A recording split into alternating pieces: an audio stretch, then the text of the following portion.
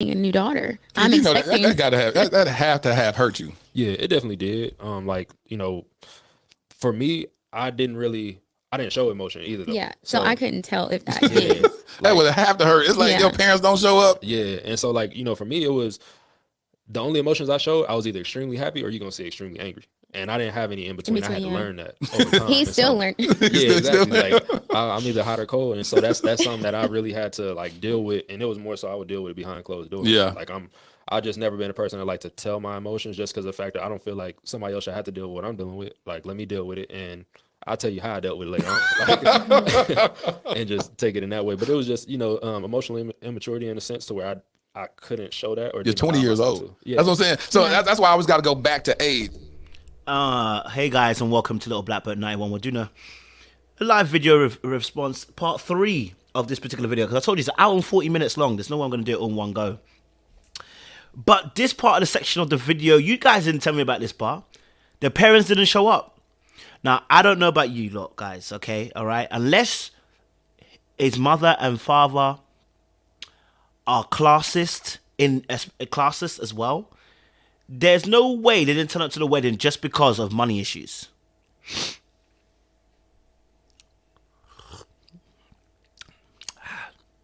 Okay? There's no way these ministers of God, as parents, didn't turn up to the wedding simply because of the fact they hadn't got their finances in order. Something isn't quite right in the milk. Maybe they don't want to share that reasoning. Maybe the parents never told them that the real reason why. But there's no way that they just not turning up just because you guys are too young and you have money issues. You don't even have money issues. You haven't figured out how you're going to have money sorted out. Something doesn't make sense here. Something's not quite right here. There is more to the story that hasn't been told either by the couple or by the parents. Somebody ain't telling the truth all the way through. Okay? Because I'll be damned if my parents told me, we ain't showing up to your wedding because you ain't got your money situation sorted. What? What? If that is the reason, that's low-key toxic. I ain't gonna lie to you. That's low-key toxic. If that is the real reason why, that's low-key toxic. They didn't turn up to the wedding. No, I don't think you understand that, bro. That is mad. His parents decided they ain't coming to the wedding. Alright, let's play some more, man. Anyway, listen, if you're new to the channel, do me a massive favor. Like it, share, subscribe. Click on that bell button for notification of the uploads. We appreciate guys still loaded. Good morning for those of you in Americas. Those of us in England, it is well into the afternoon. And a pleasure to have you aboard today's live. I'm trying to be here for half an hour, but the way the story's going, I might be here for longer. Let's go. Because there's some 40-year-old men that can't even articulate their emotions. There's some 40-year-old women. There's some 50-year-old men and women that can't articulate their emotions, but you're 20 years old. You haven't even developed your frontal lobe. Your frontal lobe is the part of your brain that deducts reasoning. You don't even have that yet. That normally gets developed around 21 to 23. You didn't even have that yet. So you're just sitting there like, okay, and I ain't finna be no punk. I'm still, I'm a man. I'm finna marry this woman. So, I mean, I don't need them. You know what I'm saying? Yeah. They got me to this point. I'm taking my wife and I'm gonna take her on through to death do we part. So, I'm a man. And I guess this is what manhood is supposed to be like. Right. And see, as men, we're so trained improperly on what manhood should look like. And it's always like in the worst circumstances. Like, if you hurt yourself, your arm hanging off, don't cry. You're a man. Like, my arm is hanging off. Like, I see the tendons. Like, don't cry. It's never in situations where it's healthy to be able to say, a man is, love your wife. Cover her, pray for her, talk to her in a gentle voice. I grew up in a household that was very loud. We loud. I talk loud to this very day. But if I remember that began to be an issue when I began to date a woman who never grew up in that household. So I may be talking to her and she's like, you're hollering at me. I said, girl, I'm not hollering at you. You just, oh my God, you screamed at me. Oh God, okay. So you want me to talk like this? Now you're being funny. Well, I don't know how to talk to you. Right. So it's a way people are raised and whatnot. My family, we just talk loud. We ain't hollering at each other. We just talk loud. Right. And so the beautiful thing about it is that now here it is, this man that covered her so well to this point now is you're not emotionally available for her and her. It's actually a really good point as well. In terms of the way they were raised. I remember I'm talking to someone, a girl, and I remember we had two different ways of like the way we used to talk. No, in talk, the way that we used to interact. So like, I don't mind banter. Yeah, I don't mind banter. I don't mind banter, but when we banter to a point where people's insecurities are getting bantered, I don't do them kind of bantering. Do you get what I'm saying? But that's the way that she grew up. You know what I mean? That's what she understood. Like, yo, you get through it, you get tough skin, you move past it. As for me, we don't move past that. We're gonna talk about that. Yeah, that needs to stop now. It's painful. It hurts. I don't like that. So let's stop that right now. Yeah, let's nip that in the bud, and let's get that sorted. Okay. The banter that we're having here, and banter that is literally low key, kind of trying to throw some shade. That ain't the banter you want to be doing with your partner. You just don't want to do that. Banter that is, is literally aiming for the balls, below the belt. That's not the kind of banter you want to be doing in your relationship. Your relationship won't last long. Do you know what I mean? People top those insults after a while, and before you know it, they're returning fire. So it's definitely important to understand how both parties actually communicate, and what they are expecting of, and what they're comfortable with as well. Because, everyone has different levels, different tolerances. We come from different households. We deal with things in different ways. But yeah, I don't do that whole shouting, screaming. I don't like that kind of stuff. That's not my kind of thing. I'll be honest with you. I don't like that kind of stuff, to be honest, Yeah. But he's making good points. Let's continue on the show. A breaking point where she's sitting there going, your family, like your mom and dad, like a woman loves to get that validation from that man's mom. Yeah. And that's the ultimate rejection is by that mom sitting there like, no.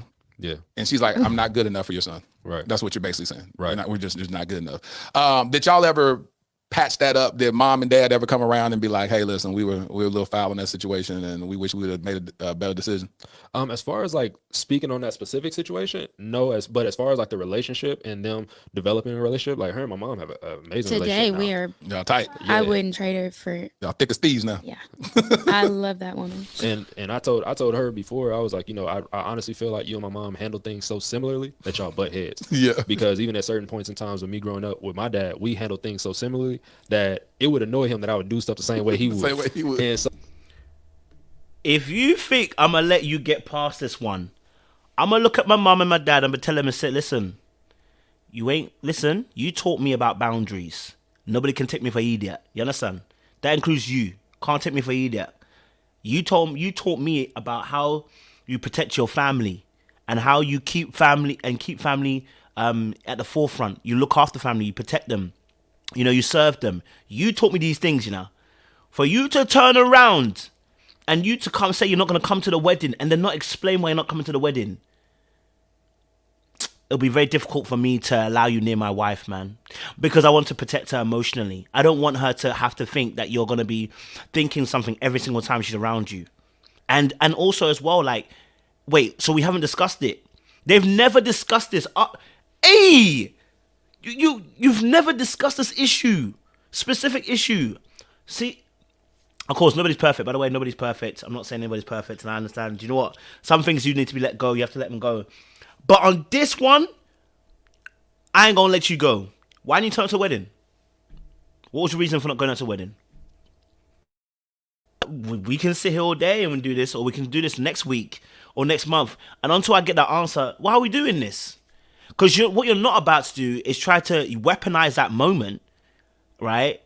And not then explain why we're not coming to this wedding appropriately and go deep. Do you know what I mean? But that's just me. I think I'm a little bit hardcore sometimes. Do you know what I mean? And I think that maybe I need to work on that maybe because they're obviously more forgiving. As for me, I will be looking you up and down saying, is that what we're doing? Okay. But I can't bring my wife near you because you're not about to make a split between me and my wife. You understand? You know? That's what I'm saying to you. If it's solely about money, I'm confused as to how these parents didn't turn up.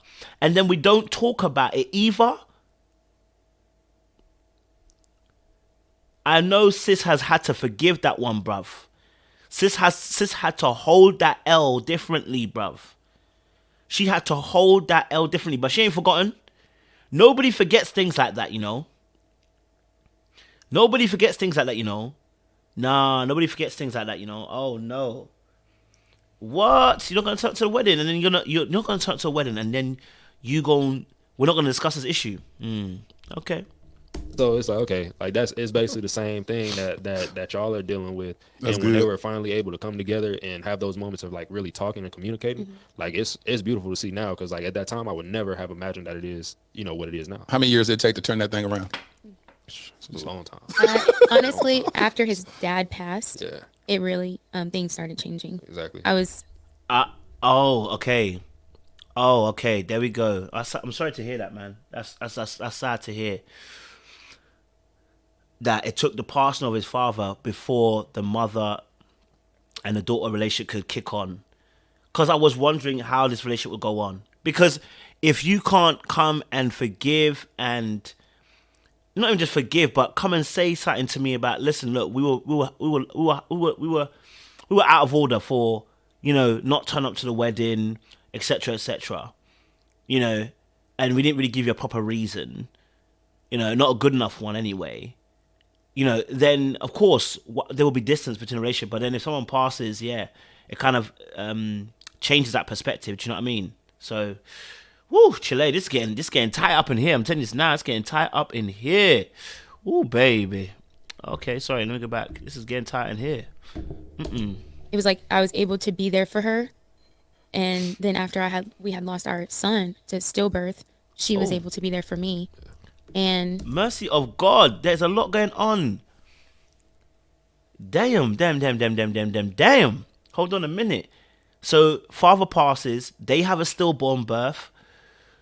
It's a lot going on right now. And then, okay, so she's there for the mother's then there for her. This kind of then brings tragedy, grief, brings them together in a sense. Because that's the only way I'm seeing it coming together again. Because once you scar someone, it takes something very deep for people to reconnect the same way. But if somebody passed, then I can understand why they decided to reconnect, especially on both sides.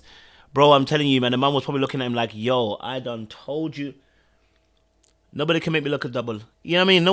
Nobody can look at me like an idiot. Like, the mum was looking at him like, what'd I tell you? Or what was I feeling when I thinking? You know what I mean? But it must be more than finances. That's why I'm saying that there's something more like, do you know what I mean? This story don't be making all the way sense. Money can't just be this reason why. it was like God restored through those storms. It was like we regained that, just the relationship that we should have had. Yeah. And it's today, and now she's about to move in with us. Yeah. Well, y'all done talked about so much stuff in that one little statement you just said. Lord Jesus. So your father passed away. Mm-hmm. I'm over here giving him a shout out like he's watching this right now. Yeah, okay, cool. So, because I got to honor that king. How long ago was that? That was November 12th of 2017. 2017. Yeah, so coming up 5 years now. So what did that do to you to lose your father? It broke me, like, because like I said, growing up we would have our little rifts, but as I became a man, like, he was the person I would look to for those situations and navigating. And so just like shortly before he had passed, I gave him a call just because I was dealing with some frustrations and stuff. And I was struggling trying to navigate being a husband and feeling like it was so much blame and stuff like that. And I just remember he was always that person wouldn't be stern. He would be to the point, but knew how to be gentle to where it was like, okay, I'm not breaking you, but I'm building you up. And so, like, after he passed, I felt lost for a long time. Fell into, I guess you could say depression. I don't want to say it was definitely that because I never got medically, You know what it was, that, but yeah, it was. I don't need no doctor to tell me I'm.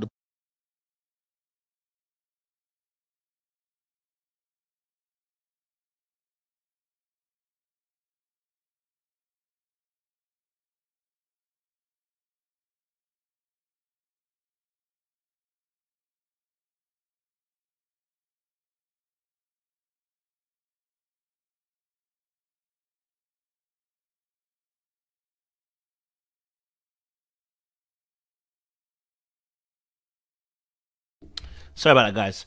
No, I was saying that losing your father it's never a nice thing.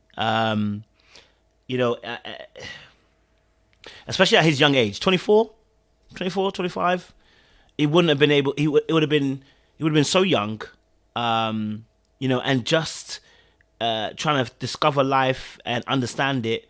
And now your father passes, it'd be very, very difficult. It's interesting because I think coming from my perspective, the way I was reared, you know, and I don't know if anyone else can actually identify with this, especially maybe Lafabodge as a man could also understand where we're coming from as well. Like sometimes, like if you grew up in a household where your father built you to be strong, and I'm saying when I say strong, I mean super independent, not always in a good way, but like super independent. You're almost ready for kind of this stuff. I mean, you're never ready, but you're ready. Do you know what I mean? I'm not saying that you're ready for anyone passing, but it's like you almost get built in a way that it's like anything happens, you got to be ready to deal with it. Like you ain't got time to cry, you ain't got time to moan, and it's not. As I said, it's not a good thing because it means that also in normal situations you can't always be very open about how you feel, right? But because of where I grew up, especially, I know that it's like you're meant to be super independent, you know, be strong at all times, you know, you don't show weakness. And it works in like challenging times, and people be like, "Wait, how did you manage to handle that?" It is what it is. You know what I mean? You'll say it is what it is, but then there's other times where you're just like, "Nah, this is too much." But then you're like, your training tells you, "Go on, handle it," and it's like it can do damage to you long term. So I appreciate the fact that he could share the fact that he felt lost and even depressed at a point in time because you know he was so close to his father, and you know his father had a role in his life as well where he was inputting as well. So yeah, it makes a big boy sense as well that he said that about the relationship with his father as well. Let's jump a little bit longer. Impressive, I'm right. I know what depression feel like. It ain't like myself no more. I was just I got to like some like my lowest points in health and everything like that, and it was just after a while I said, okay, I gotta dig myself out of this, and you know, we'll allow God to uplift me out of this. And she was praying for me the whole way through. So yeah, it was difficult. That was probably one of the toughest things. So 5 years ago, y'all were like in year 4 of y'all marriage? Yeah. Yep. Yeah. Year 4 of y'all's marriage.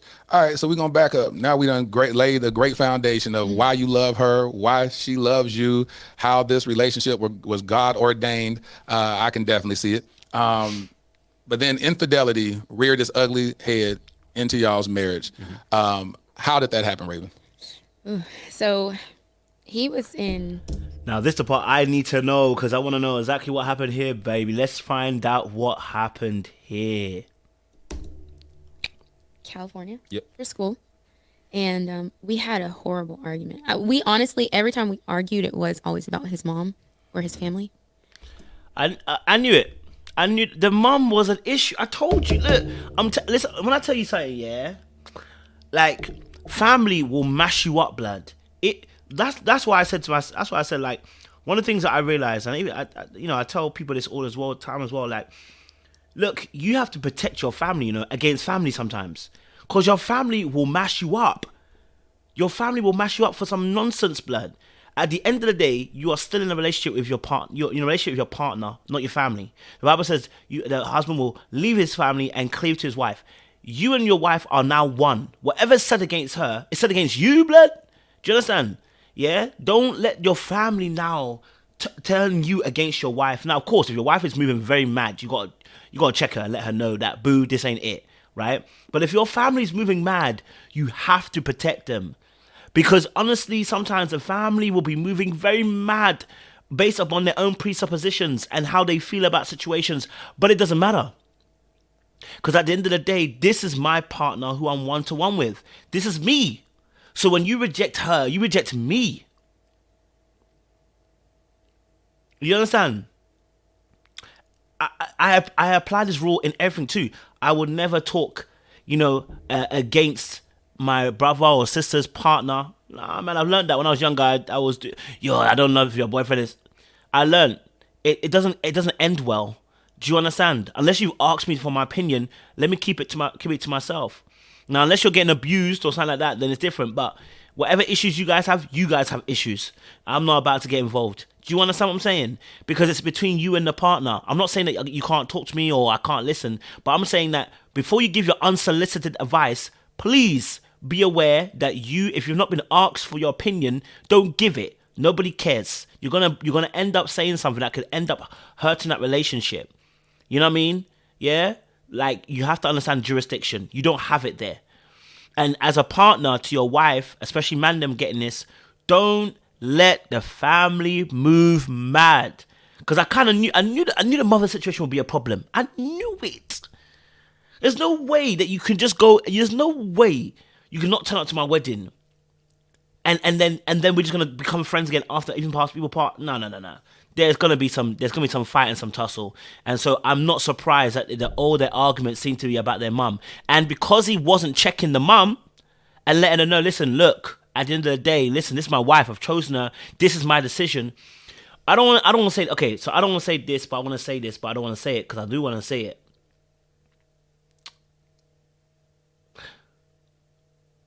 Boundaries. I wonder how great his boundaries were when he was younger. Maybe it's better now, but I wonder how great his boundaries were. I just kind of, because when I first watched it, yeah, I don't know how to explain this, but my natural inclination was that I wasn't getting the masculine presence all the way. You know, I'm not trying to be rude to him or anything. I just want to be what I was seeing. I wasn't getting the masculine presence and energy that I wanted to see, that from him immediately. Right? I was getting someone who was a little bit. I felt like somebody who has a problem with boundaries. You know, highly emotional. Now I know that obviously said he didn't know how to kind of articulate that, but it doesn't mean that you're not emotional, or doesn't mean that you don't have a lot of emotion that comes through. Like I'm a very emotional person myself, and I know that when I was younger, my boundaries were in question because I was very emotional, and very impulsive. So you tend to let things slide. Yeah, that's the big thing there. And so I kind of sense the same thing in him. And, like I said, I told you that story already where I got done dirty, guys. I told you that story. I was willing to forgive too. Yeah. You did it to me now, though. You it's gonna be a problem. But yeah, you're right. A lot of boys do suffer with overbearing mums. If she's an overbearing mum, more than likely she could have been. I don't want to say overbearing, but I want to say she might have been the more powerful one in the relationship with herself and the dad. If she was that overbearing with him, she might have been overbearing in the marriage too with his father. Hence why he learned some of the traits, as well. So, like I said, Elbone said, if he was still alive, was the reason the relationship was strained between them and the wife? Well, obviously because the both mum and dad didn't turn up, so there was obviously strife there, and a lot of the issues were then becoming about the mum and herself and their relationship. I think this was before. I wonder if it's before. I don't know if it was before or after the father passed. So let's And because of something that I saw or how I felt, I didn't necessarily know how to express to him to the point where he could understand exactly how I felt. So one night there was an argument about a situation, and that changed everything. I had immediately just checked out. I was just done. I didn't even care if we were married, if we were together anymore.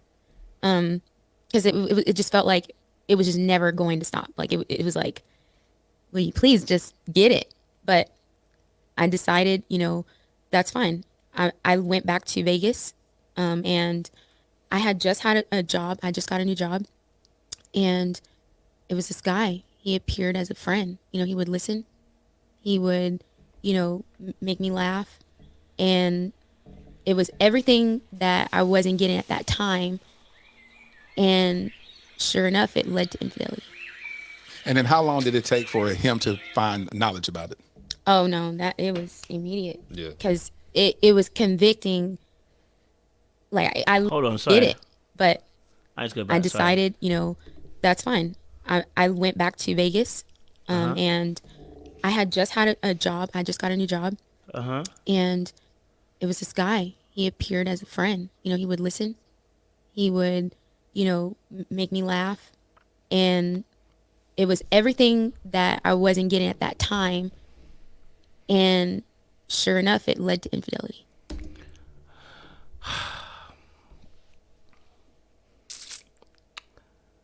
So when I tell you, yeah, that women are trash,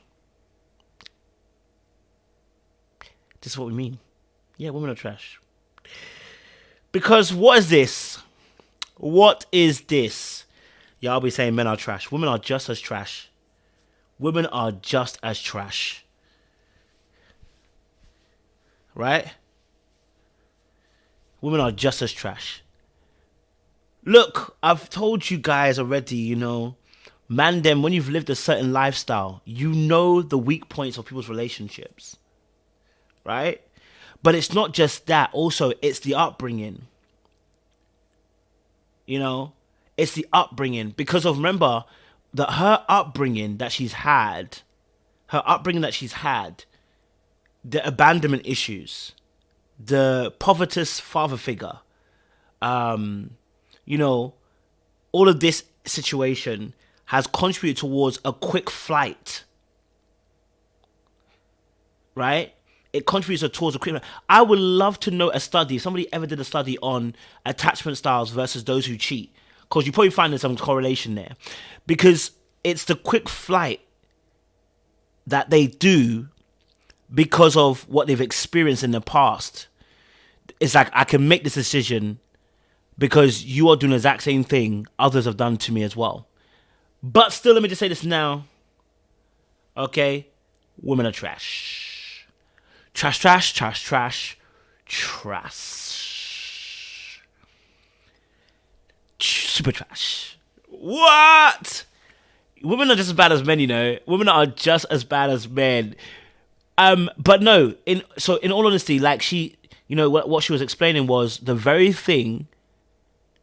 And you now know why women, do you know why women warn men against other women who want to listen to men? It's because they know that is how they're going to cheat. If they were going to cheat, that's how they would cheat. You know, if they were going to cheat, that's how they want to cheat. You know, you know what I mean? So, you know, it's interesting that women especially notice when women are getting close emotionally to you, because they know exactly what's going to happen. Because that's the exact same thing they would do. If they were to cheat, that's how they're going to cheat. They're going to cheat by slowly becoming emotional and then cheating. You know? I'm just saying. Huh?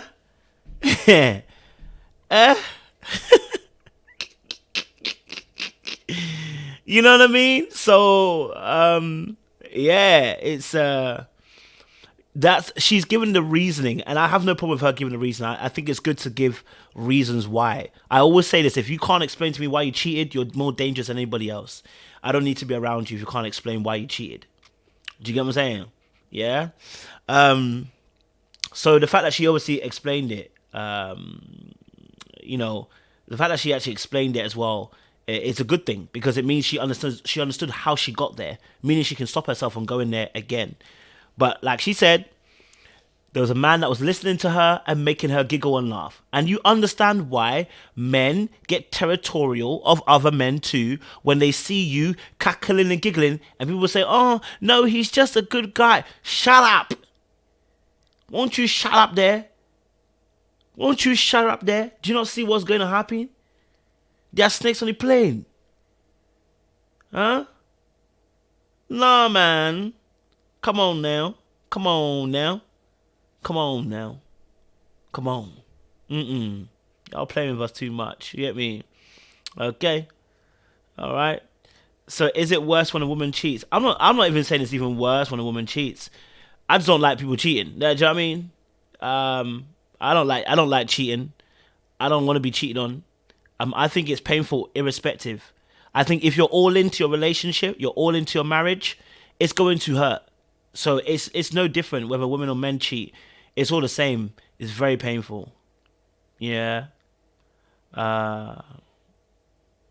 Listen, and here's the difference between men and women, I think. And the reason why we see things like black love and always see the men doing it is because women tend to be, and this is real, women tend to be more clever in the madness they are doing.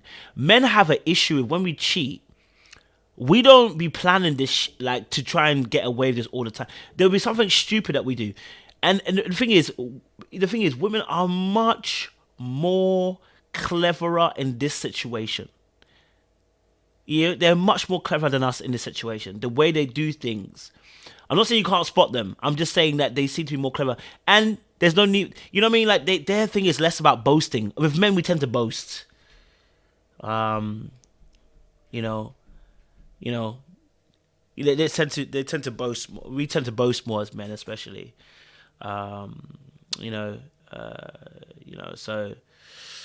So yeah, I definitely feel that women are much more smarter in the way they cheat. Look, like I said, I'll keep my mouth shut, but I know that I've moved in a particular way in the past, and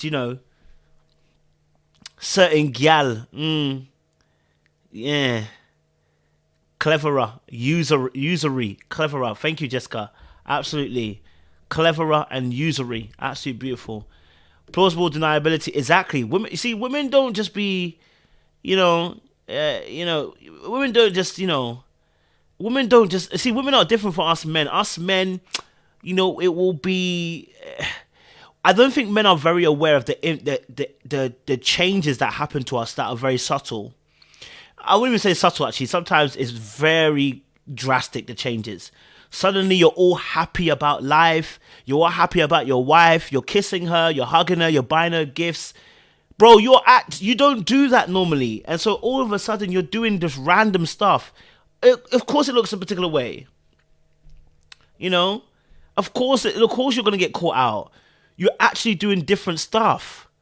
And the reason is because for us as men as well, we may also be in a particular place where we're feeling some type of way. We're not having no peace and everything like that as well. And what will happen is, when you finally get that peace of mind by cheating, that little peace of mind I'm saying, you start doing things out of that peace. You start appreciating your wife, you start giving her gifts, you start taking her out, you start having good conversations. She's noticed that you've gone from A, which was rock bottom, to B without there being no real impetus on her side. So you're looking bait, bro. You know what I mean? You're looking bait. So now you look obvious that you're cheating because she sees you every day. And women pay a drastic amount of attention to us as well. So you've changed little minute things about you. Even your body scent changes, and you don't even realize that, bro, because you've been with somebody else. Your body scent changes, right? Your routine. Like you come from work, you don't ever go shower first.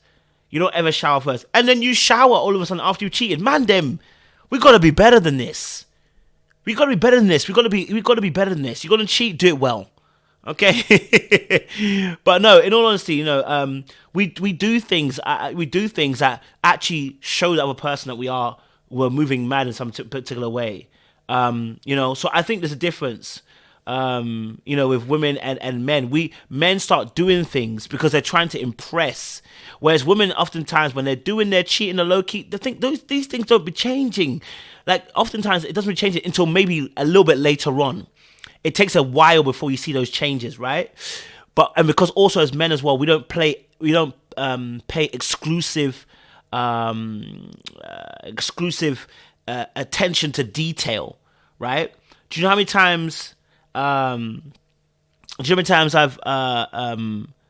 spoke to a woman at work? If you work in an office, you know this, right? You speak to a colleague, you say, "Oh, your hair looks nice. Oh, you've changed it, you've cut it, haven't you?" Right? And you hear a woman say, "Oh my God, thank you for saying that. My husband hasn't noticed." What? How's your husband not noticed? Your hair is different. I see you every day like he sees you every day. So I don't get it. But then you realize you spend so much more time with your colleagues than you do with, your actual partner. Yes. What are you saying? We're just discussing your recent episode. Sir, it is tight. It is hot up in here. I'm going to lie to you. This is part 3 now we're doing. So we were discussing this particular point here as well. Let me know if you want to come aboard, man. We'd love to hear your thoughts on this. I don't know if you can give your thoughts, actually, because you did the interview, but we'd love to hear your thoughts as well if you want. But it's like for people be missing, like when people are cheating, like especially for us as men. I don't think sometimes we pay attention when the woman's changing certain things. She's doing her nails. You don't even notice that she's done her nail. I worked in the office for a year, and the amount of times I hear, "Oh, my husband never noticed." I'm so confused. How did your husband not notice you've done your nails? How does your husband not notice that, you know what, your hair has changed, or that you normally wear a blue blouse and today you're wearing a white blouse? You know, oh, you've lost weight. I've noticed you lost weight. You're losing weight. How are you not noticing these things? Then you realize people are seeing each other for 2-3 hours in a day. I'm seeing you for 8. There's a big difference. And you're having a lot of time with that person. So, you know, as men, I'm not saying this, I'm just saying sometimes the reason why we miss a lot of things is because we don't pay attention as much. And then when we do our madness, it's just, we do too much, man. We do too much. So if you get away with it, it's because you hella sneaky, man. You know, you hella sneaky, you know. So yeah, you know, it's interesting to say the least, you know. Interesting to say the least. So, yeah. Yes. And then I said, flag on the play, don't the same excuses go for her that men use. She was young, she was abandoned, she was neglected. Yeah, that's the reason why she did it. It's not an excuse. I don't give that excuse. I never give the excuse of, you know, about because he was young and that's why he cheated. If you cheated, you cheated. You will never hear me say, oh, because he was young, that's why he gets away with cheating. No, there's no excuse. You cheated. That's the whole. There's no.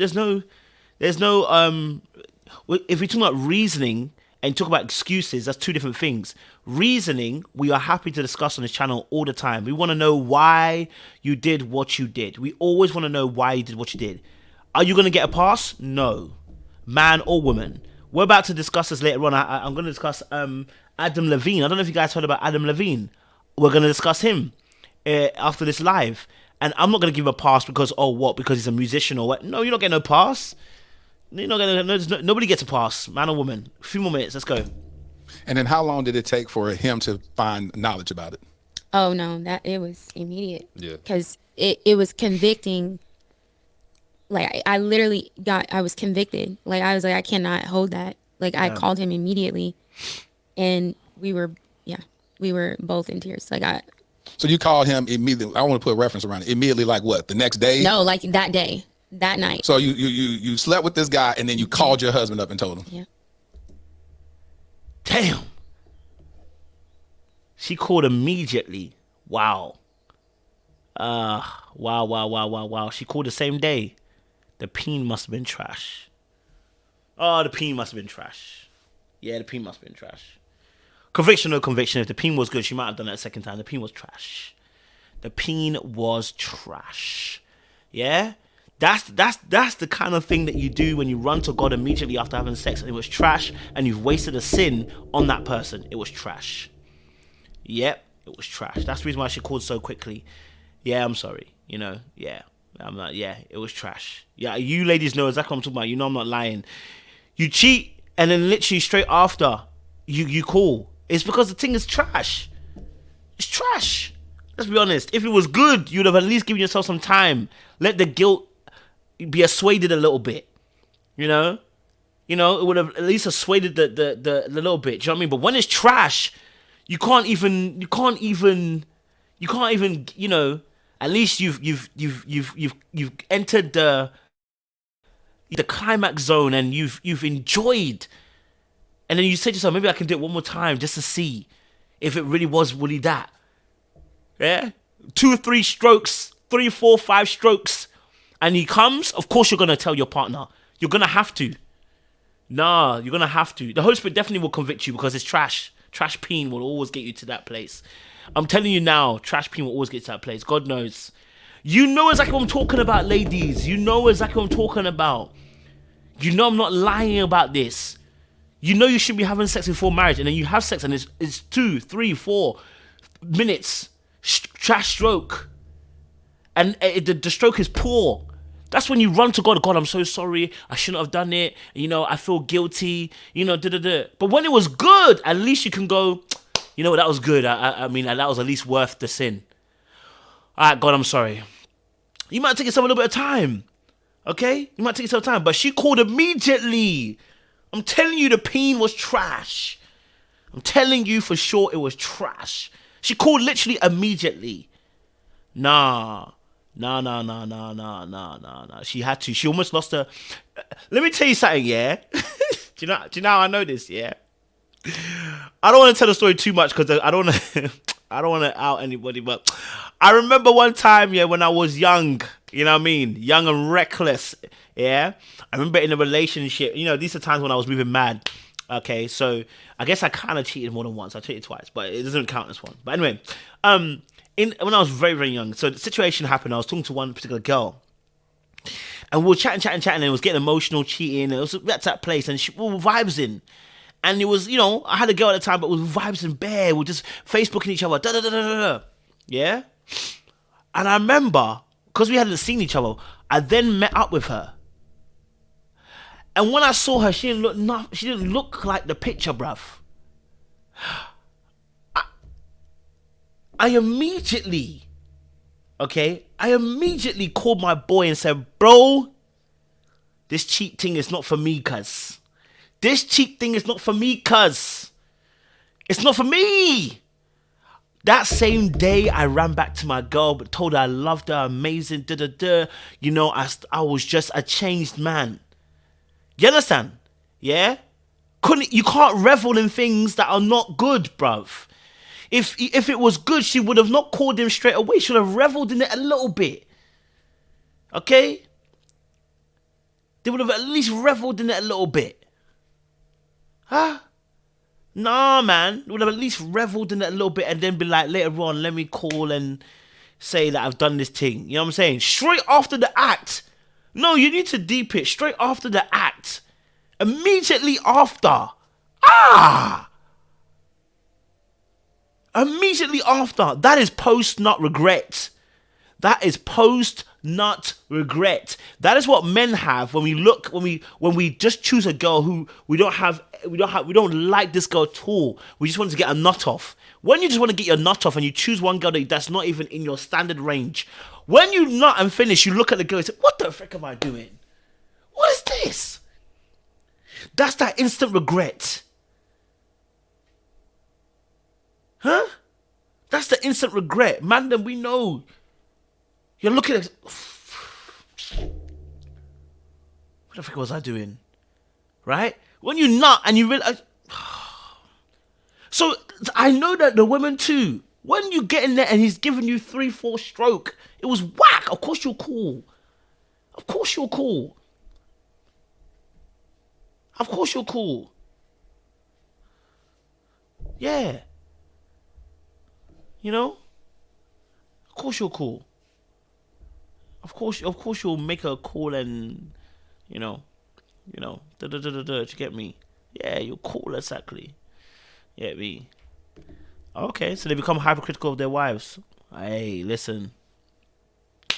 They become hypercritical, then they become hypercritical in it, okay? From my experience, talks with girlfriends, when men are cheating, they don't actually treat us better.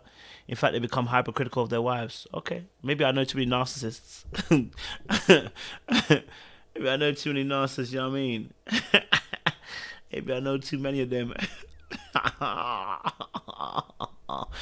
Oh, man. Listen, I'm just saying, look, you know, maybe it's different for women than it is for men, innit? You get me? Someone said maybe the sex was good, but his character was nothing to match her husband. Then she realized she really had something genuine and pure in it. And that's what I felt. That's what I'm trying to say to you. I felt the exact same way. When I realized the girl wasn't, I said, it's not even worth it. And she doesn't even match up to my girl, bro. My girl's fire. Don't need to be doing this, kids. You know, I don't need to do this. Okay? I don't know about this. You know? And I was like, no, I don't need to be doing this. Let me get back to my house. Let me get back to where I'm loved and appreciated. I've had to step out for what? This? Oh, damn. Oh, man, what a waste of sin. She would have at least maybe done another one. Had it been good, she might have done another one. Okay, obviously I'm being facetious, you know what I'm saying? I'm being facetious, of course. I'm bantering and joking. I mean, there's a little bit of truth behind it too. I do feel like she probably would have maybe stayed a little bit longer if the thing had been good. You know what I mean? You feel me? Yeah. At least me at least for me, if you did it, I'm gonna make sure I hit a second round. Because if I do my job correctly, you might be feeling guilty after, but I'll be like, listen, I think we should assuage the guilt by doing it a second time. That will make sure that this is what you're in. You know what I'm saying? You're already a cheater. You must just continue, just do one or two more cheatings. You understand? Yeah. Okay. So yeah, at least I would have made her one or two more rounds. If you're gonna go mad, you must go mad. Do you know what I mean? Right? If you're gonna go mad, you must go mad correctly. Like for me, if you're already in sin, you must well sin properly. Why are you gonna half sin? That's what I'm saying about the wasted sin. It's like you've half sinned. You might as well finish the sin, bro. Yeah, you're already there, bro. Again, I'm only kidding. Okay, it's a joke for anybody who doesn't understand jokes. Okay. But I'm being serious. But there's a joke in there as well, guys. All right, cool. Let's continue onwards as I'm bantering. There's serious things going on. That's powerful. Now I understand why he stayed. Yeah. This is so good. This is so good. If we can all understand that when we make mistakes, how we go about repairing it can get to the healing a whole lot faster than creating more problems and more problems. Now I got to deal with the fact you cheated. Then I got to deal with the fact you lied to me for 6 months to a year because this person you keep talking about, it's just my coworker. It's just coworker. Now you got me out here looking crazy for a whole 6 months to a year, going to company picnics, and this is a dude you've been sleeping with the whole time and continue to sleep with him. It's a whole lot. It hits different when the guilt and the conviction comes in quick, and I can say, listen, I'm gonna cover myself here. Yeah, I mean, I'll be honest with you. That's probably what saved her and saved their relationship. I'll say that's what maybe made it trash as well, but made it easier for him to forgive, because if she did it immediately after the act, it means you felt guilty straight away. You felt some remorse, and you know what? I can trust your word because you came and told me.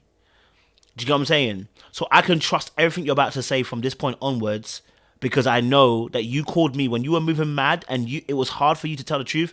You came and told me. You know what I mean? So I can trust your word after that. Immediately after the fact of that happening. Now, do I have to trust the relationship? I don't have to, but he can make it easier for the repairing to take place as well within the relationship. Someone said flirting at the company potluck. It is. Madness. Yeah. Mm-hmm. I understand, King. So, how did you feel hearing that, Keith? So like when she first called and told me, I'm like, oh, she joking. Yeah, he thought this it was ain't a joke. real. He didn't think it. And so like especially like mentally where I was at that time, like I was like, nah, this ain't piling on top of this. So What you mean? Because that wasn't when you were going through depression. Your father was still alive during the time, wasn't he? he was still alive. Around that time, like I said, I was playing college ball. I was at a junior college. Had some scholarship offers that was on the table. It was actually gonna set us right up in Atlanta where we was planning to go. And I was in a point of just like pride in my life in a sense. I feel like God had to humble me. And so I tore my MCL and my meniscus a week before our rivalry game, and all scholarships got dropped instantly. Like I remember I was in my room on my crutches. Like, man, I think I was talking to my roommates in the living room, and I got the call. I was like, I'll be right back. Damn.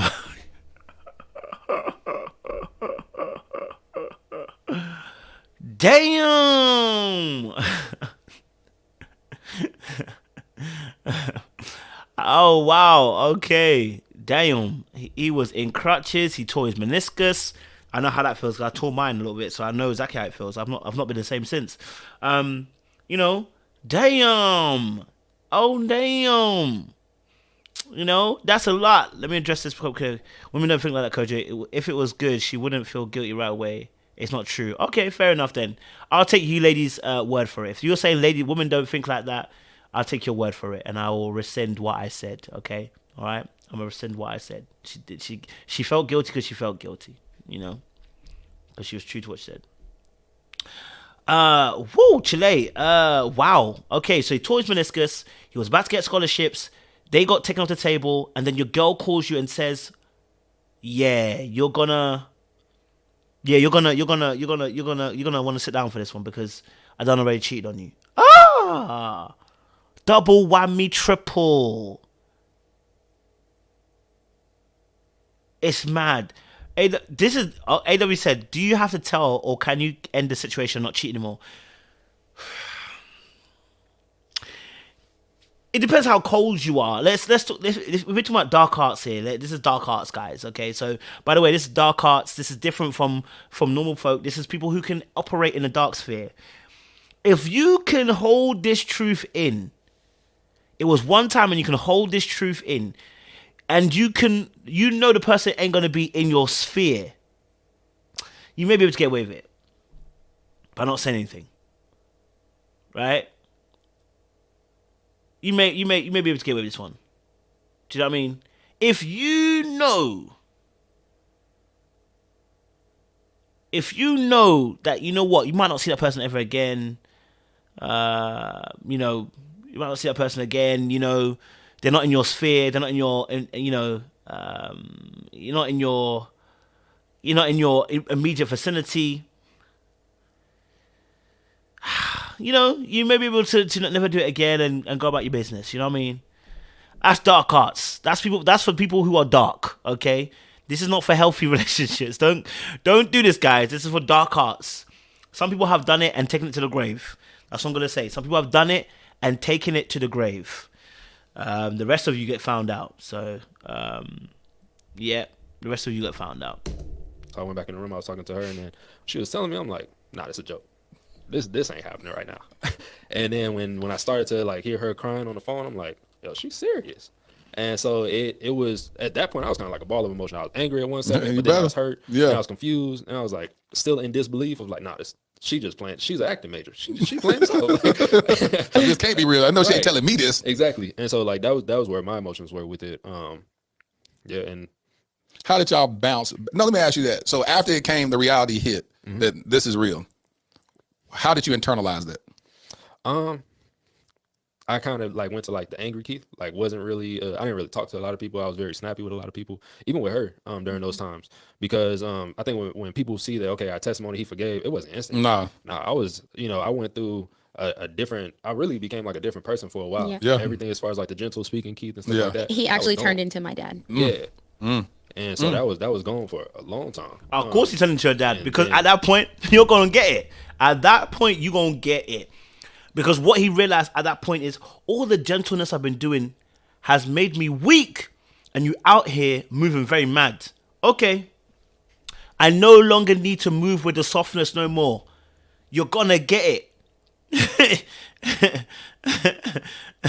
You're going to get it. You think, you've been mugging me off too much. I'm gentle. I'm loving. I'm peaceful. You know? Okay? You know how it is. I've even, I'm encouraging. What else do I need to do? And then you go and do this? No, he gonna turn. Yeah, he gonna turn. He ain't no longer gonna talk gentle, because he realized that gentle don't work no more. And this is where those of us who are, I would say, some of those of us with men who don't know how to have good boundaries just yet, would then go to the complete opposite side of the extreme, and we have to find our way back into a good middle.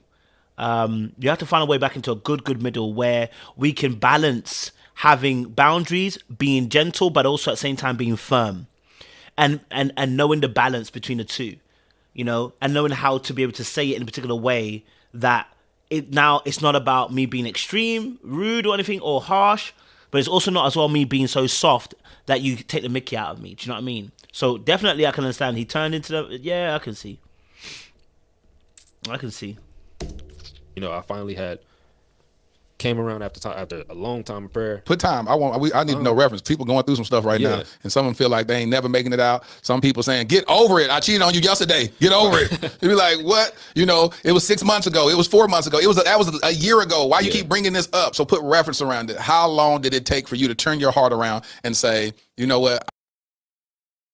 And I think I've told these guys as well. Fam, you already know Trey. Hey Trey, you know the ones there, cuz. Oh, so you want the bad boys. Alright, I'm gonna show you can get these bad boys. That's the kind of guys you're going for before. I'm gonna show you what it is. Alright, cool. I'm gonna be them guys that you said you didn't want. I'm gonna be that guy, because clearly I'm getting cheated on, but they ain't getting cheated on. And you did it to me. Alright, cool. Yeah, so I haven't heard this part. I'm blind on this. But I remember I was doing research around this, and it takes around 6 to 24 months to heal from cheating. It can take 6 to 24 months to heal from cheating. Anywhere from 6 months to 24 months, depending on the work that you two do in between that. Yeah. Yeah. It's a Mazzoline. Get me? Clearly, as well, maybe the guy also didn't put enough work in to emotionally tie her up in. You know, he needs to tie her up a bit more. You know what I mean? Yeah? Tie her up a bit more than she might have been, you know. Nah, joking. I'm staying here and I love you and we finna work this out. Right. So as far as like deciding that I was gonna for sure stay, I want to say that took maybe 3-4 months before I really had decided, okay, we're like, I'm gonna stay, we're gonna stick this out. For a while we were kind of just like back and forth with each other, and then I was still in California, she was in Vegas, so we just made sure, okay, like we tried to keep our phone calls cordial, and when I would come home or whatever for a break. Oh wait, they're in different places, aren't they? So wait. Did she cheat when they were married, or did she cheat before they got married? I'm so confused. They're in 2 different places right now.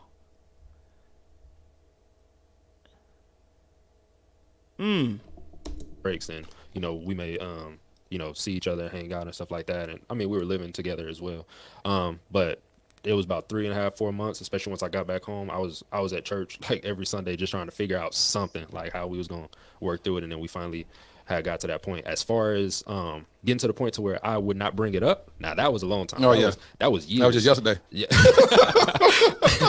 And that's where some of those conversations would come up, where it was like, okay, if you said you're gonna forgive me, when are you going to? Because you still bringing this up. We have an argument about who left the dishes out. Tell me, yo, cheater, all on. That's what's wrong with you. Exactly. And so it was that was just something that took Some time. years. Yeah. And even where we had I think fully healed and really got to our best point in our marriage was about like maybe 3.5 years later. Like it's a slow process.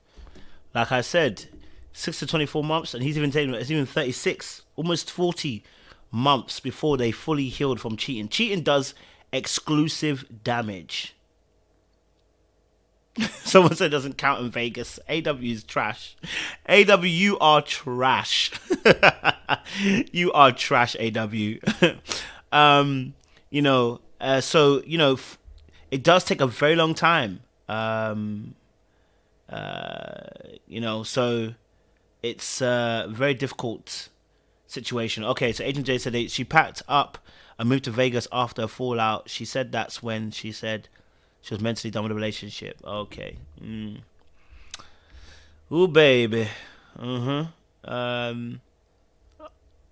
right. And like, I think people do think it's quick just because you hear the testimony now. It's new to you. It's not new to us. For real. Yeah, So you don't know what we went exactly. And so that was years of work. So a man, how did that feel to you from an ego standpoint? So from an ego, I'll be asking questions on it. yeah. So So we're gonna talk this thing.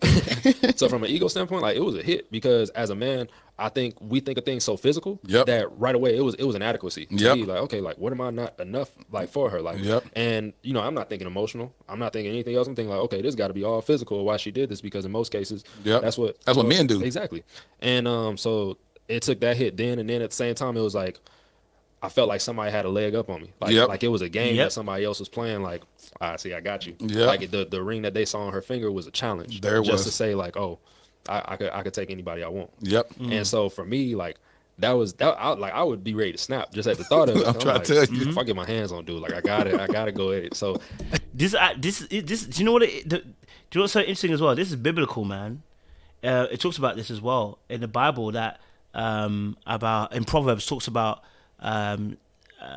the wrath that is incurred, the wrath that comes from a man who his wife has been taken from him. And it's like, I need to find out. I'll find a scripture for you guys. But it's like when you mess with a man's chick, yeah, it's not a joke. There's a lot of wrath and fire that will come. There's a lot of wrath. I think it's Proverbs 6.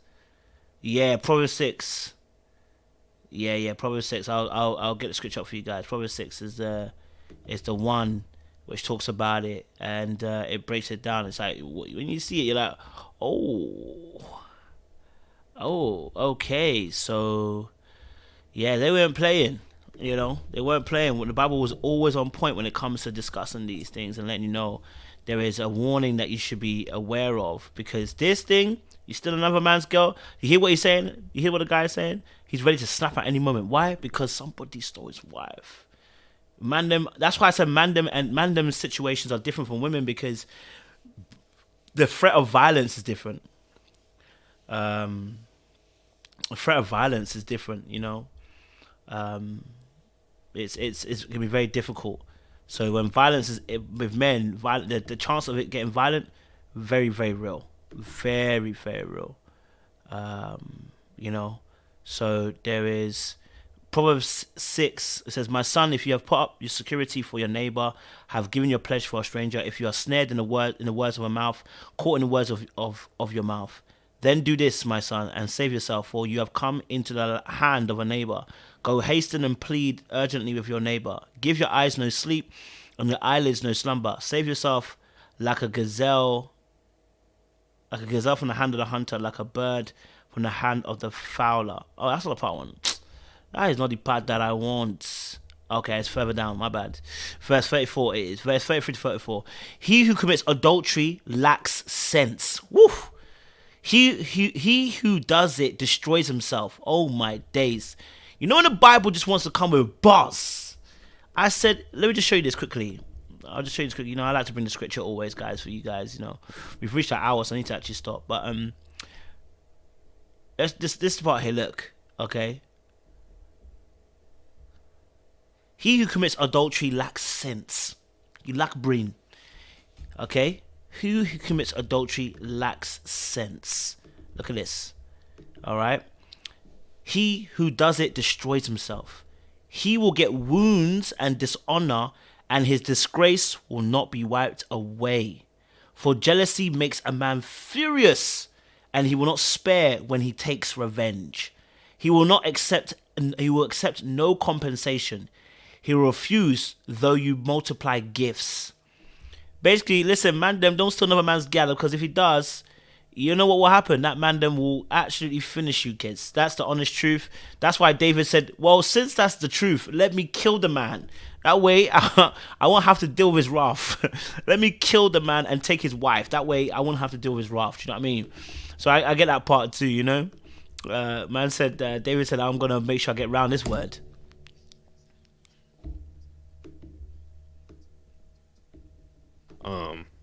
I don't know. It just had her in a difficult spot to really like rebuild. Did your ego lead you to say, I'm finna get even? No. And did you get even? No. And the reason for that being is one thing I love about my family, I had a lot of older gentlemen in there that would tell me about the past of my family. And so when I think back, like I reference my dad a lot because he was a great person that I had as an example. And hearing about my family's past from my grandfathers on each side, there was a lineage of promiscuity from the men and stepping out on the marriage and stuff like that. And my dad was a generational like curse breaker. Like I can definitely say that from that side of it because I saw him be loyal to my mom. I saw the way he loved my mom. And once again, like I saw even when they went through their disagreements, I saw how he still had reconciled with her. And so seeing that, I'm like, that's not an option for me because I know what our family line is like and I don't have kids right now. But one day I got to be that example. Keith? Do you know what is interesting? He has the same thought that I do. Okay? You know, I have the same thought. I know my history and my lineage. And if I decide to go down that lane, we're going to be in trouble. You know, if I decide to go down a cheating lane, I'm going to be in trouble. That would be the only reason why that would stop me as well. Okay? That would be the only reason why that would stop me as well. Can't lie to you. Otherwise, I'd be getting my licking. I'd be getting my licking. And I'd be getting my lickings. Too sweet them. You understand? Yeah? So for me, definitely, I have the same mindset as him because we want to break generational curses, want to break that generational, situation. I'm not going to follow suit and do the same to you because I want to make sure my kids also see a righteous example and I can tell them in truth, yeah, guys, that's not how you handle it. You know what I mean? I prefer both of us not to cheat. That would be very helpful. But, you know, you can't always have it your way, they say. So, yeah. Ooh, good boy. No, I'm telling you now, he did well, though. He did well, because I would have definitely done I might have Keith Jr.? I might have emotion cheat, though. Did you say that you're making decisions today? Holy Spirit, help me right now. You're making decisions today based on your lineage in the future. Yes. Because at the end of the day, I see how it affected. I see how what my grandfathers did affected so many of my uncles that were not my great uncles, but even just like my uncles that were brothers and brothers to my mom and to my dad. And I saw the lifestyle that they lived and the broken hearts that they had, even within the children that they had from different women. And I said, I don't want that. I never wanted that.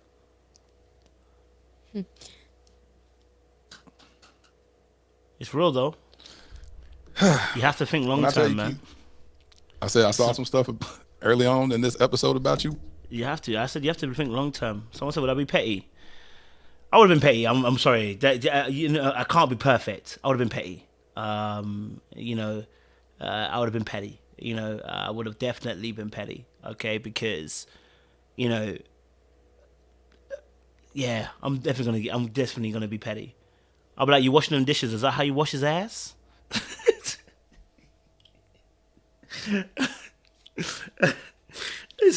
Is that how you wash his ass?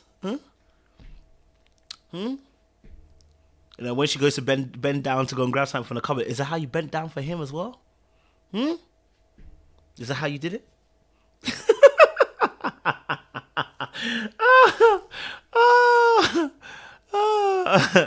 You know what I mean? There'll be a little bit of pettiness there. Do you know what I mean? There'll be a little bit of pettiness there. I can't lie to you. I think there would definitely be a little bit of madness in there. Do you know what I mean? You know what I mean?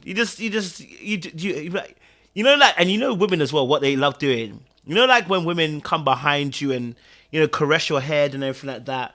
I'm definitely saying something then. You know what I mean? I'm definitely saying something then. I'm definitely saying like, oh, is that how you caressed him? Is that how you caressed him too? You're just going to be touching on my head the way you were touching on his head. Those are the same hands that touched him as well. Remove your dirty hand off me, man. You know what I mean? Like, oh, man. Listen, just, it will take me a little while to come down, guys, okay? It'll take me a while to come down. It's not immediate,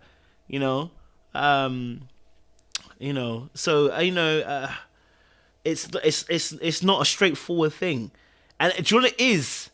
I don't know if you guys remember that. I don't know if you guys remember the TikTok, the song, I can't remember what the song was. And it's, when the song plays, everybody kind of does something that reminds them of that moment. That's how I feel would be happening to me. Do you know what I mean? That's how I feel. Because I remember when obviously the girl, obviously the one that kind of cheated on me, it messes with your mind, bro. It messes with your mind. But obviously we didn't stay, I didn't stay with her long after it happened. So to be honest, I don't really feel about it. It's just like I couldn't get close to her. Do you know what I mean? I couldn't get close to her. So it's like I know maybe I won't be as petty, but it'll be very difficult to draw close. You know what I mean? It will take a long time for me to forget that when I hug you, you might have hugged him as well the same way. You know what I mean? You hugged him the same way. Like, to know that someone's been inside of you. Oh. Now I gotta ask questions like, do you got new skills? Where'd that come from? Now I'm like, oh, you did that. Oh, did you moan like that for him as well? Do you know what I mean? I'm like, my brain will be doing absolute loop-the-loops. You know what I'm saying? Yeah? I'll be like, you what? Do you know what I mean? Do you know what I mean? Did you think like that? Do you know what I mean? My brain will be doing all that. Do you know what I mean? All of that. Asking that question, oh, did you? Huh? Man. I can't do it. It'd be difficult. Yeah, it'd be difficult. I'd probably make your life a living hell for 6 months at least. Because everything will be reminding me like, and my thing is I struggle with, like, I don't hide my face very well.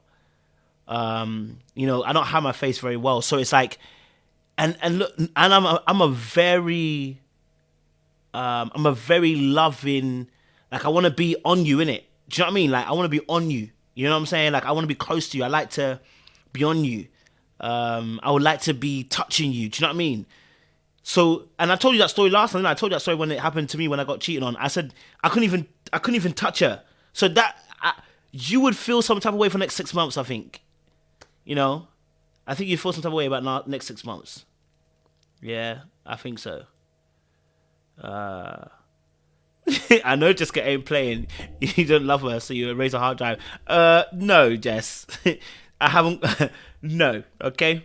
We don't rubber dub here, okay? We don't rubber dub out here, okay? Yeah, every single act will make me think of him being with other women. It's a dark place to be in, yeah. You know, I'm just thinking to myself, now I got to think as well, and I got an ego. You know what I mean? I got a bit of an ego. I'm thinking to myself, so what? I'm going to ask those questions you should not ask. I'm going to ask those questions you shouldn't ask. I didn't have to ask the other girl because I knew I was trash. But I'm saying, like, I would have to ask now. I'll be like, what? So what? So what? Did he hit it correctly? What, were you screaming his name? Did you climax?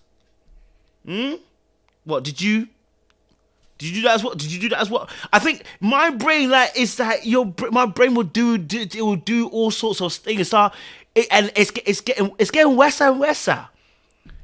You know what I mean? I don't want to know the answer, Mina. I don't want to know the answer. But now I'm punishing myself because I need to find a way to punish myself. I think that's what I start feeling. I need to find a way to punish myself because clearly, I'm not good. You know, because I don't know how you end up there. You know. I'm going to be asking. I'm going to be asking some questions. And so when I researched, because obviously I did a lot of research around cheating and everything, and this is the stuff that happens to your mind. That's why cheating is so dangerous, because of what it does to the mind. What it does to your mind. It takes a time. It's very difficult to bypass that. You know what I mean? I'm going to be asking. I'll be like, where was it? Where did you guys do it? When did this happen? Yeah. I'm like, so what? So did it last long? Is this thing longer than mine? I'll be asking mad questions, bro. Stuff that you don't need to ask. Stuff that you should never ask. You know what I mean? Yeah.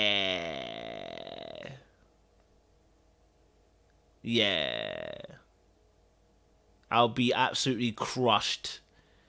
I'll be asking mad questions. Mad questions.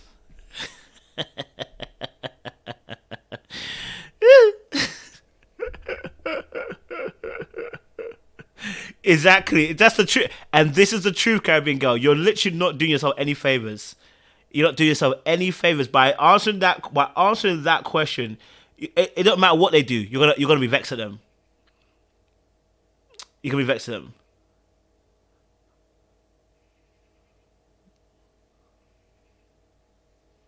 Absolutely, Trey. Trey hit the mark on the head.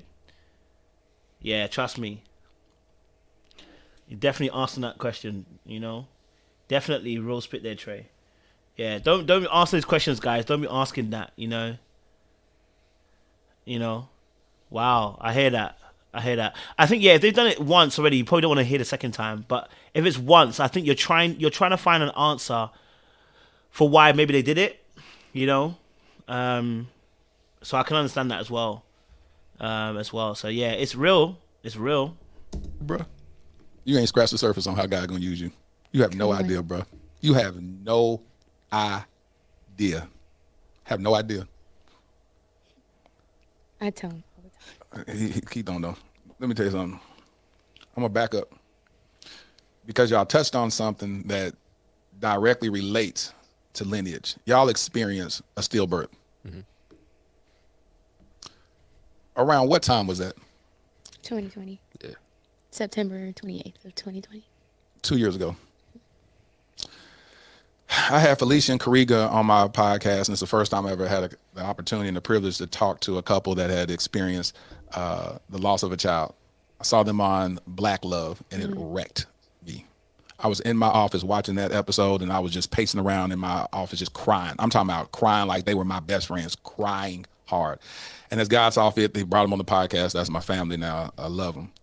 But y'all experienced that 2 years ago. Mm-hmm. You already had lost your father by that point? Mm-hmm. trust was lost in your relationship early on, and now y'all at this repairing stage, and y'all get pregnant, y'all lose. What is it, a girl or A little boy. y'all lost a third young boy. king. Walk us through that. What was that experience like, Raven? That was the worst.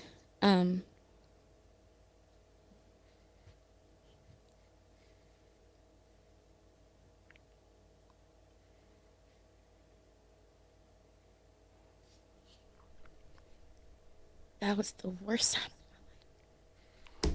Let's pause it there because we're gonna get deep. Let's before we get deep, that's the next episode. We can go deep into that because we can change the tone of this conversation because I've been bantering and laughing, and I think we're changing the tone now. So I wanna respect that. Do you get what I'm saying? And I think it's a good place to end it here. We'll do the next part and we'll talk about this next section of video. Where they talk about obviously losing their child as well. So I think that's a really a deep conversation. So I wanna pay it the absolute homage I need to pay it to, and being the right frame of mind as well, because I've been bantering all day, and I don't want to shift into that nature just yet, and not being the right frame of mind. But listen, it's a real conversation, man. Do you know what I mean? DD, I appreciate you, DD. She said, "I know that pain. There are no words." I appreciate it. Do you know what? We need to have this conversation as well on our channel, because I've never known, I don't think I've known anyone who's had a stillborn birth or anything like that, so I don't know, but I think it'd be great to kind of, I say great in a way, like it's not a great thing to have, but I think it'd be good for us as men to kind of know what understand that experience. Pregnancy is another thing. Anything to do with babies and women, because I've been hearing some stories and it's really opened my eyes up to their extent of what pregnancy really is. It is not a joke. You know what I mean? So yeah, I would love to, maybe start diving into some of those conversations as well and just getting those perspectives as well. So, but yeah, no,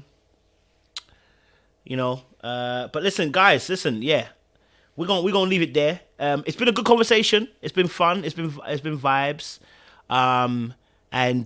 Yeah, we're gonna be literally on in about 3-4 minutes, and we're gonna talk about Adam Levine. And let me tell you something now, guys, you're not ready for Adam Levine. Okay, you are not ready for Adam Levine and his story, baby. What that boy did, y'all gonna be saying black men ain't that bad after this. Okay, all right, y'all be thinking black men are trash. Wait till you hear what this WM did. Wait till you hear what he did. Then you know what you facing. Okay, all right. We're gonna talk about it. All right. So trademark. That's why I don't want to know. It's real, cause yeah, me. But listen, guys, thank you so much again once more. We'll be back on a few minutes time, and I really, really appreciate the respectful dialogue in the conversation in the chat as well as always. Don't forget as well, guys, if you haven't grabbed your tickets, remember Atlanta, we already know the location. It's definitely going to be Alpharetta for Atlanta. We're sorting out New York as we speak, and DC's also being sorted out for you guys, well, in terms of location, so you get an exact location as well for you guys. But yeah, listen, don't forget, like, share, subscribe, click on the bell button for notifications of the uploads. All right, okay, all right. Woo. Oh man, trust me, cause she said goodbye too many times before. Oh, that note was off, but don't worry about that. Anyway, we're going. Appreciate you guys. Stay locked, stay loaded. We'll see you again soon. We'll be back in a few minutes for you guys.